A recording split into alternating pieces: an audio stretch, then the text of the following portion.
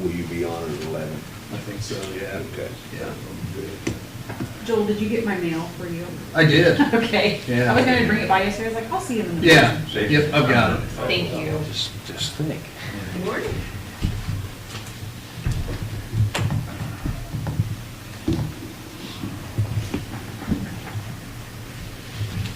Hi. Good morning.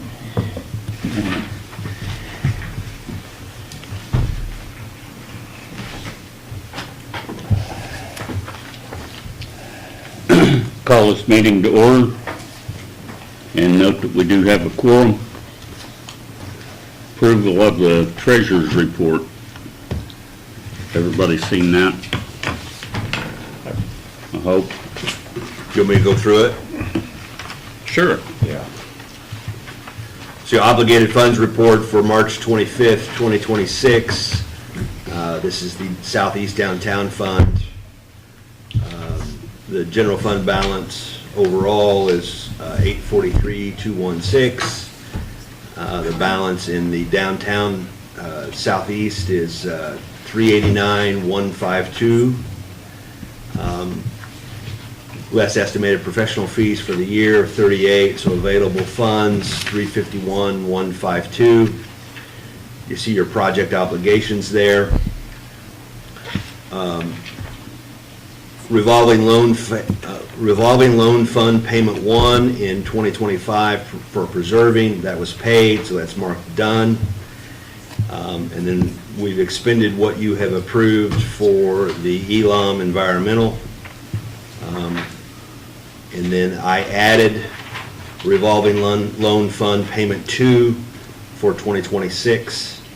That will be paid later this year.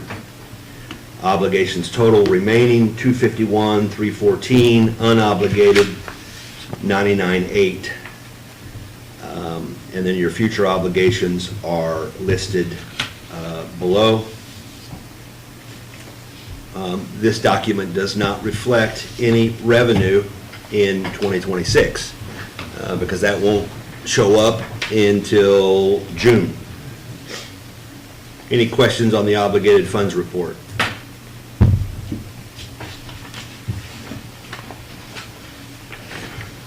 And then you have an accounting of or a listing of the transactions out of the downtown fund. Your February fund balance is $389,152.59. You can see the transactions there. If they're related to an obligated funds, I've made that note off to the right-hand side. And then the Northfield, there's one transaction, and that is the bond payment of $77,800. Your fund balance in Northfield, December 31, 2025. If you looked at last month's report, that is a different figure. Through account reconciliation, we ended up with more money in that fund. So Ashley and I were working yesterday afternoon to figure that out. And so that does reflect a change, but it's a change to the good. I'm still working with Baker Tilly to better understand the details of the bond obligation out of Northfield. Corey? Yes. I understand, I think I understand, the 245,317 minus 77,800 gives us the 167. Yes. What's the 143, 153.76? An error. Thank you. What should that be? 167,517.86. Okay.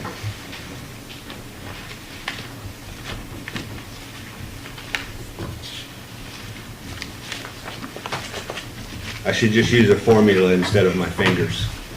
Or at least take your shoes and socks off. Yeah, I can't count that. Is there a motion to approve the treasurer's report? So moved. Second. Those in favor? Aye. Opposed? In the minutes, any additions or corrections to the minutes? When we got these, I replied that I think I was absent. They changed it, and I was absent. Thank you. Good to know. Is there a motion to approve the minutes? So moved. A second? Second. Those in favor? Opposed? Approval of claims? None? Marketing of former annex building. Yeah, I am requesting your permission to move forward with a notice process to advertise the former annex building located at 107 South 12th Street to the world, and with the goal of attracting an entity or a developer to acquire said building and repurpose it and bring it back to active use. This will require appraisals, so there will be some cost associated with this endeavor. And then I also wanted to confirm your willingness or interest once we, if we receive interest, responses to this notice, that we would select the best developer in terms of their proposal and their capability to complete the project. But your general interest in providing incentives. Going through the notice doesn't commit you to anything, but I think it is realistic to expect that if we want the building to be repurposed and put back into use, there will need to be some type of incentive offered. All of those details to be determined as a part of this process and as a part of the negotiation. At any time you feel uncomfortable, so this is really a two-step process. One, go through the notice process, which includes appraisals, receive interested, if there are any interested parties, receive their proposals, evaluate them, select one, and then enter into a negotiation in terms of what type of incentive this body would be willing to enter into to effectuate the redevelopment of said property. You want to add anything to that? No, I mean, I think you've covered it. The only thing I noticed on the financial report, there's 100,000. Is that through BRAP then? And it's not. Okay. But I believe the mechanism of BRAP would be a good way to, one of the methods in which this could be incentivized. A developer-backed EDC bond could also be an option, although I'm concerned about the efficiency of that in terms of the value versus the cost to accommodate that. Another alternative is to use the EDC bond process, don't issue bonds, but issue a forgivable loan. So those are really the two, you haven't asked yet, but well, what would an incentive look like? Those are really the two options or avenues that at your disposal, is to use the BRAP tool and or do a forgivable loan through the EDC bond statute. Tax abatement really isn't efficient on these types of projects.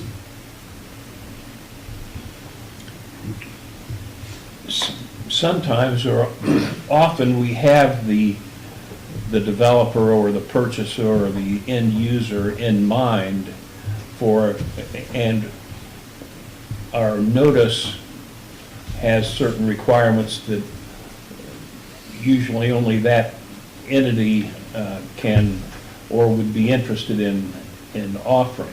We're not This is different. gonna use that kind of thing, No. right? This is an advertisement to the world that we're receiving proposals. And with no strings attached as to use. Oh, yes, there will be strings attached. Primarily related to the end, what is the proposed end use? Does it match the goal and objectives of downtown Newcastle? And more specifically, the southeast downtown TIF district. And does, going through this process, does it have to sell at the average of the two appraisals or more, or can it be gifted or less? The initial offers would include the purchase of at least the average of the two appraisals, but a discount or a $1 transfer could be the third incentive. You can't enter into an agreement within the first 30 days after receiving Okay. offers unless it is at least the average of the two Right. appraisals. But after that, you can sell it on any terms you can agree upon with the developer or any other person that wants to buy the property. So essentially, in summary, we're looking to find a partner. If they like what they propose, we enter into negotiations primarily related to the public side of this project, and then move forward. Are there maintenance or restoration steps that have to be taken no matter who the successful developer is and no matter what the end use? Yes. Should we do those to make sure they're done timely, Nope. done correctly? The structure in the basement, the foundation's good, there's no mold, it's a solid building. It has a tapered roof on it that, depending on what's done with it, it just needs to be repaired. It's in a lot better shape than what I thought it was gonna be in the beginning. Been up on it twice, and that was one of the incentives that we were gonna do, was put a new roof on it with a previous person that was looking at it. But not to a great extent. I mean, that could, I think we should wait, before we put any more money in it, we should negotiate with who the developer is, but there's nothing, might be a broke window in front that might need to replace. I'm thinking about things like the restrooms that need to come up to code if they aren't already. No, whether it's business or residentially, the one, that one would be customized, and that would be in their plans on their dime. Thank you. Does that building have an elevator? No, One stairway? two. And a hallway that It's no waiting. It's part of the charm. you go surfing down the hallway.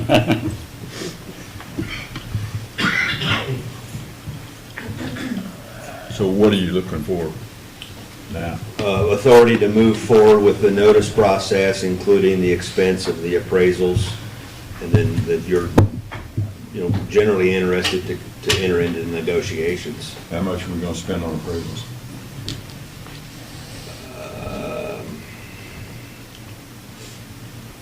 $5,000 to $7,000 is my guess. And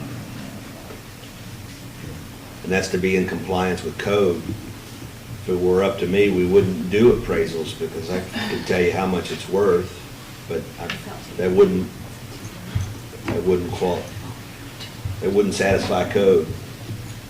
I just asked Joel before the meeting, do we have to do the appraisals? Yes. Go back and work on that a little bit. The appraisal lobby is awfully strong. I'm in the wrong business. So do we need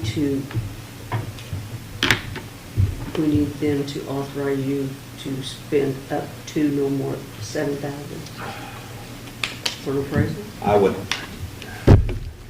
yes. Do you think that's a fair number? Okay, yes. No, yeah, 7's our max. If it comes in more, then I'll put it on pause and come back with my hat in hand. Now, will that be done, will the appraisal be local or probably? There are not very many commercial appraisers in Henry County. I don't think there are any. There are several residential Yeah, appraisers. I think we probably have to look at Greenfield or Muncie. Penny and I do a lot of appraiser acquisition, and it is largely out of Richmond, Muncie, and Indianapolis. Okay. Meyer's out of business? Yes, retired.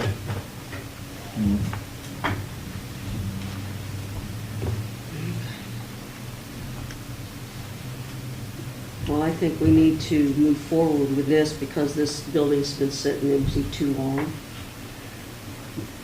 We need to get it on the tax rolls if we can. And we need to authorize Corey to go for an appraisal for up to It's two appraisals. 2 appraisals. Yeah, 2 independent appraisals, and then we take the average, and that goes into the notice. Okay, spending up to 5,000 to 7,000, make 7, Yeah. our max. If you need more, you'll have to come back, like you said. Yep. Second. All right, thank you. Those in favor? Aye. Opposed? Right. EDC report? No report. Nothing. He already reported. Good report. Main Street update. Well, good morning. The first thing I wanted to do was just kind of give you a debrief on our recent large downtown event, the St. Patty's Day on Tap. We got some Placer AI data on that kind of let us know who was there and what they did while they were downtown. So 829 people visited the Arts Park for the On Tap event. And then about 35% of those people visited a downtown restaurant before, and about 27% of those people visited a downtown restaurant after. Now, there could be some doubling there, somebody who visited before and after, but Does that include the food truck traffic, or were there? food there trucks? was, so On Tap does always bring a couple of food options. They bring a pretzel truck, and then they had an empanada truck this year. Those are down in the Arts Park, so those would have been included with people who visited the Arts Park. So these were all people who visited. The top 4 were That's My Dog, Ink and Ale, the Tap House, and the Elks. And those were the before minus the Tap House, because the Tap House wasn't open until after. So they were split among 4 after, split among 3 prior to. So that's pretty fantastic for our downtown businesses that they were able to benefit from that. Main Street really doesn't financially benefit directly from the event, so we're thrilled that the downtown businesses are benefiting from it. Also, 46% of the people who attended were from outside of Henry County.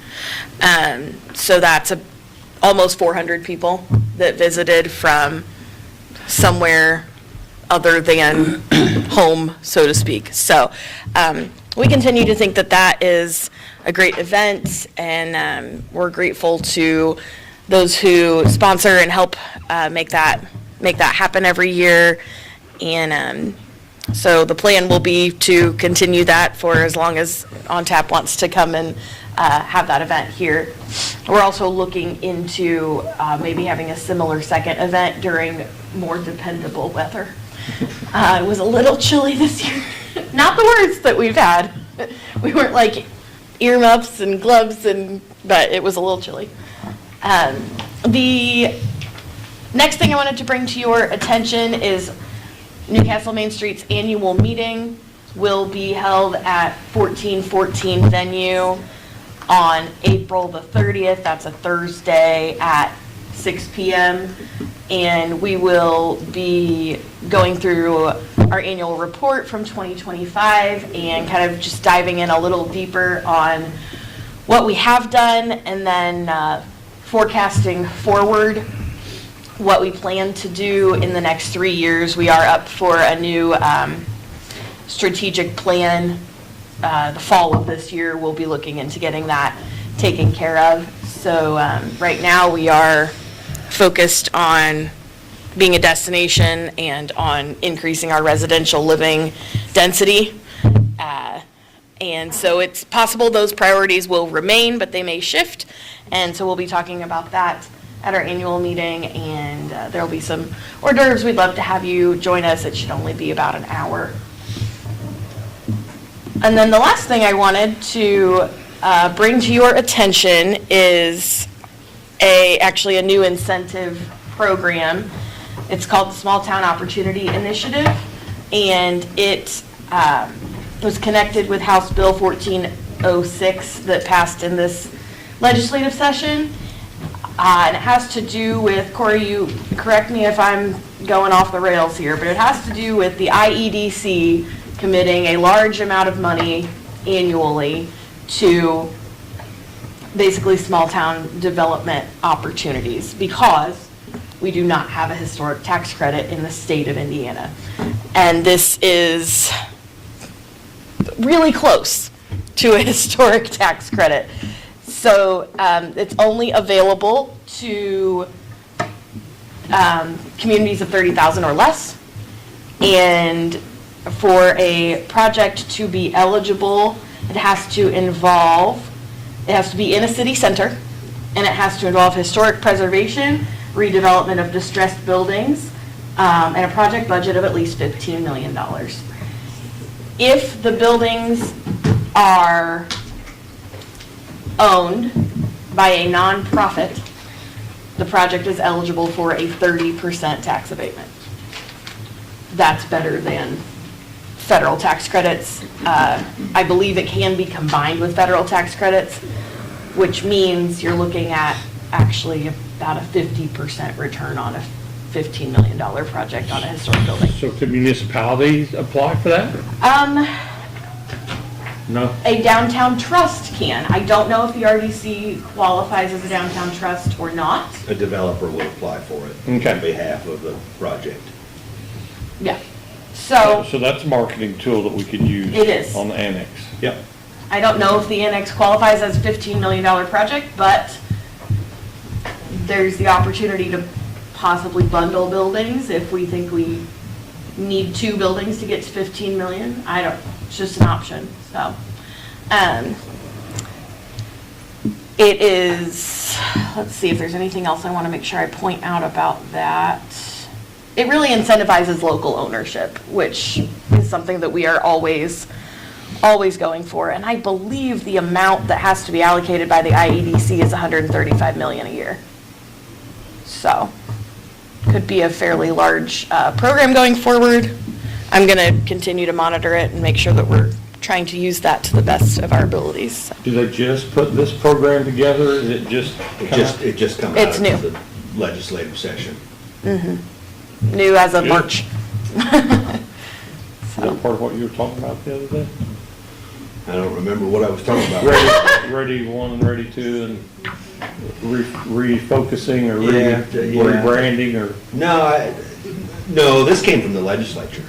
okay. You know, maybe it was behind the scenes, a request from the administration, but it'll be interesting to see how they market this. Well, it's good. I mean, that's the first glimpse of the nut and loose of Yeah, some it's a activity. tax credit. It's a state tax credit. And downtown would be the, you would administer the application and, I think it would probably make the most sense, yeah. yes, for Main Street to be the nonprofit in question that it's run through. Is this something that we would have to hire someone to do the application? Is this something you could handle without outside help? I do not know if the application requires a GA. If it does not require a GA, then I believe I can handle it Okay, myself. so you're not asking us for any money? No, I'm just telling you good news. Those are the kind of reports Well, I she's like. better than Carrie Barrett. Like. Sitting right here. We've been I'm not talking- asking you for money today. we've It's been not talking- June yet. We've been talking 20 to 50,000 by now. Just in no, case. I'm not asking you for money yet. I'll talk to you again in July. And so any Main Street questions, or you want me to move on to BRAP? Have you got anything in mind? $15 million project? Well, yes. Good, good. The building in question would maybe be part of it, so. Yeah. And I believe, does it say, oh, yes. There are some things that would boost your application, and it includes securing ownership of strategically important downtown assets, encouraging local ownership to keep profits in the community, addressing blight and preserving historic buildings, creating new Class A market rate housing options, fostering small business creation, and focusing limited public resources where infrastructure already exists. And that is like a gold star, all 6 of those we could do. So, yeah. If there's nothing else, then I can talk about BRAP. The committee did meet a couple of weeks ago and unanimously decided to move forward with, I don't know, I'm calling it BRAP 3.5, because what we are doing is we have amassed all of the unallocated funds from the 3 rounds of BRAP, and we are doing another round of equal opportunity to all of our property owners. It's a little over $68,000 is what we have left. We want to use those resources well before we come back and ask you for more money. So we are getting those materials out to our property owners this week, and there is an application due date of May 15th. Awards will be given by June 1st, and we are shortening the window for construction to just 1 year for this, so projects would need to be completed by June 1st, 2027. And the main reason for that is we don't expect any of these projects to be quite the scale that might require a larger timeline, and we just kind of want to get this money closed out because we know we have been holding on to some of it for, 3 years or thereabouts. So preserving buildings are not eligible for this round. That's the word. They're not eligible for this round because we cannot aggregate, and we do not know when the preserving grant will fully close out. So we don't want to end up in a situation where we say, yeah, you can have this money, but you can't use it until the grant closes out. And then we get to October, and that's when the grant closes out, and then there's no more construction season, and then we're back in this, oh, well, we'll give you an extension. And so that's why we're kind of holding those out again. Also, they're getting work done. So they're benefiting in a big way right now. Corey, anything else on BREP? Okay. That's all I have.